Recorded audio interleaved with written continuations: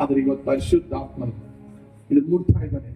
ಒಂದು ವೇಳೆ ಏನಾದರೂ ದೇವರಿಗೆ ವಿರುದ್ಧವಾಗಿ ನಮ್ಮ ಒಳಗಡೆ ಏನಾದ್ರು ಕಾರ್ಯ ಆಗಿದ್ದರೆ ಇವತ್ತು ಪರಿಶುದ್ಧಾತ್ಮ ಪಡ್ರಿ.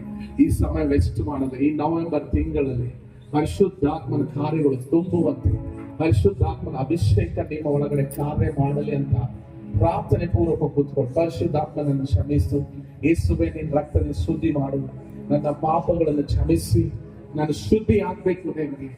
ಯಾವುದೇ ರೋಗದಲ್ಲಿ ನಾನು ಬೀಳಬಾರ್ದು, ಯಾವುದೇ ಪಾಪದ ಜೀವಿತ ನಾನು ಇರಬಾರ್ದು. ಪಾಪ ನನ್ನನ್ನು ಮರಣದ ಕಡೆಗೆ ಒಯ್ತದೆ, ಪಾಪ ನನ್ನನ್ನು ಸೋಲು ಕಡೆಗೆ ಒಯ್ತದೆ, ಪಾಪ ನನ್ನನ್ನು ಅವಮಾನದ ಕಡೆಗೆ ಒಯ್ತದೆ, ಪಾಪ ನನ್ನನ್ನು ಈ ಲೋಕದಲ್ಲಿ ಜೀವಿಸದ ಹಾಗೆ ಸಮಸ್ಯೆಗೆ ಒಳಗೆ ಮಾಡ್ತದೆ. ಅಂತ ಆ ಪಾಪಗಳಿಗೆ ಕ್ಯಾನ್ಸಲ್ ಮಾಡಿ ಪರಿಶುದ್ಧಾತ್ಮ ಶಕ್ತಿ ನಿಮ್ಮ ತೊಗೊಳ್ಳಿ ಅಂತ ಪ್ರಯತ್ನ. ಹಲ್ಲೆಲೂಯಾ. ನೀವು ಎಲ್ಲಿ ಹೋದರೂ ಜಯಿಸಬೇಕಾದ್ರೆ ಹಲ್ಲೆಲೂಯಾ. ಆತನ ಕಡೆ ರಾತ್ರಿಯಲ್ಲಿ ಆ ರೊಟ್ಟಿಯನ್ನು ತೆಗೆದುಕೊಂಡು, ಇದು ನನ್ನ ದೇಹ ನಿಮಗೋಸ್ಕರ, ನಾನು ನನ್ನ ದೇಹ